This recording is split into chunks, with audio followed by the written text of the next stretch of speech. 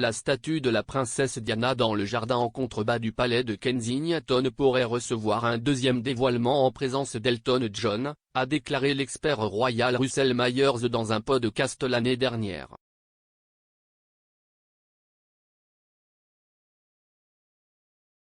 La statue de feu la princesse de Galles a été dévoilée dans les jardins engloutis du palais de Kensington l'été dernier, en présence du prince Harry et du prince William. Une équipe d'experts royaux se plongera dans la statue dans le cadre du documentaire de la nuit dernière sur Channel 5 Secrets of the Royal Palace qui sera diffusé à 20h30. La statue aurait été prête depuis plusieurs années, mais a été retardée pour diverses raisons.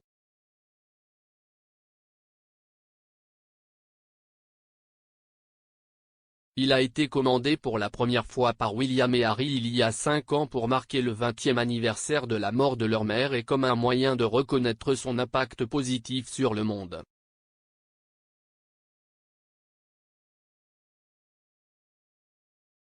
L'été 2018 a été dominé par le mariage de Meghan et Harry, puis la pandémie est arrivée.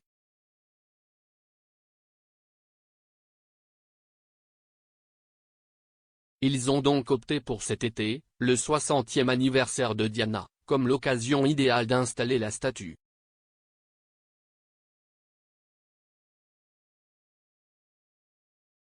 Comme pour les funérailles du prince Philippe, le dévoilement était une affaire plus petite et intime.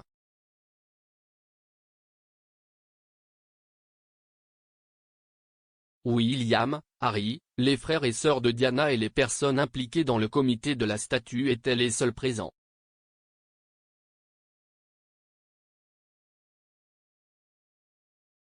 Dans un épisode de Pod Save the Queen l'année dernière, l'animatrice Anne Grippé a déclaré que l'intimité ajoutait à la particularité de l'occasion.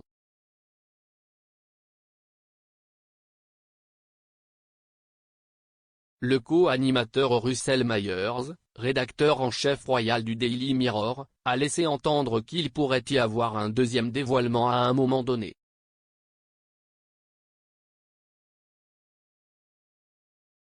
Il a déclaré, qu'il s'agisse d'un grand spectacle tout en chantant et en dansant ou d'un très petit événement intime, juste Harry, William et 13 autres, il aurait été déversé.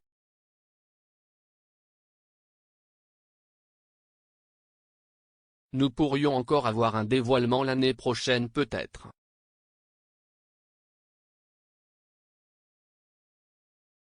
Je suis sûr que certains des sponsors auraient aimé être là, Elton John et David Furnish étaient apparemment parmi les sponsors de la statue.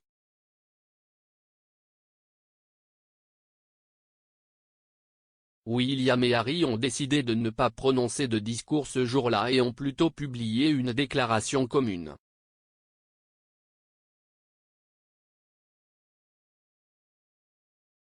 Les restrictions sur les coronavirus à l'époque ont forcé l'annulation d'une célébration prévue de la vie de Diana.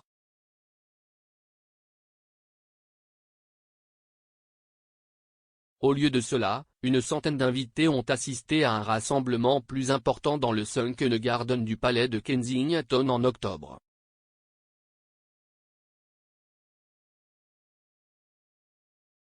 William et son épouse Kate, duchesse de Cambridge, ont organisé l'événement, qui aurait inclus les amis de Diana, d'anciens membres du personnel et des donateurs qui ont soutenu la création de la statue.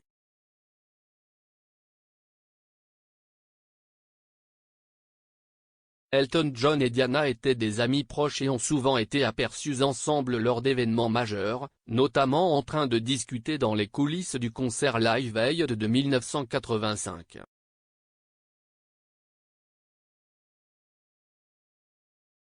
Il a changé les paroles du morceau emblématique Candle in the Wind qu'il a interprété lors des funérailles de Diana, et a admis plus tard que la performance était le plus grand concert de ma vie.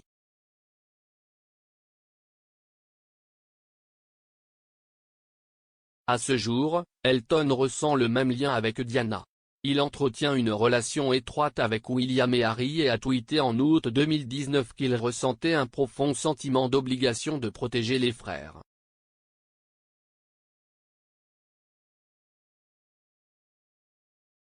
Bien qu'il ait été invité à la fête pour célébrer le dévoilement de la statue de Diana, il n'a pas pu y assister.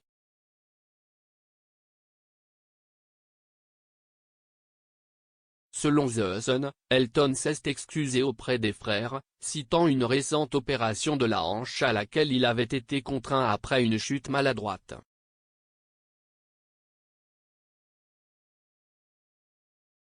Une source a déclaré au journal, Elton a subi une arthroplastie de la hanche début octobre. Tout s'est bien passé et il est en voie de guérison, mais il ralentit les choses.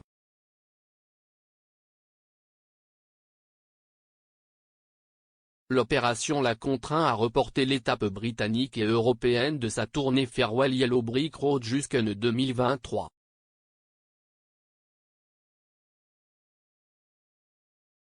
La tournée de 300 dates a débuté la semaine dernière, mais certaines dates ont maintenant été reportées après qu'Elton ait été testé positif au coronavirus.